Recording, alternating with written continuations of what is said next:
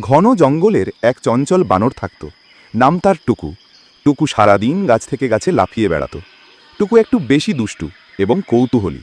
একদিন সকালবেলা টুকু দেখতে পেল জঙ্গলের গভীর দিকে হালকা ধোঁয়া উঠছে। সে ভেবেছিল কেউ নিশ্চয় আগুন জ্বালিয়েছে। কৌতূহল তাকে টেনে নিয়ে গেল সেই দিকে। কাছে যেতেই সে দেখল একদল কাঠুরে গাছ কাটছে আর তরতাজা জঙ্গল ধ্বংস করছে। টুকুর মনে তখন একটাই ভাবনা, এই জঙ্গলটাই তার বাড়ি, এর সুরক্ষা তার দায়িত্ব। সে দ্রুত গাছে উঠে চিৎকার করতে লাগলো, উ উ উ। তার আওয়াজে পাখি, হরিণ, এমনকি হাতিরাও জড়ো হয়ে গেল। টুকু সবাইকে ইশারা করে বিপদের কথা বুঝিয়ে দিল।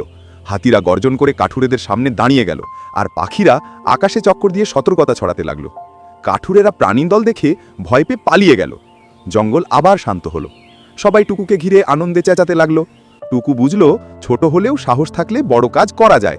সেদিন থেকে টুকু আর শুধু দুষ্টু নয়, সে জঙ্গলের ছোট্ট হিরো।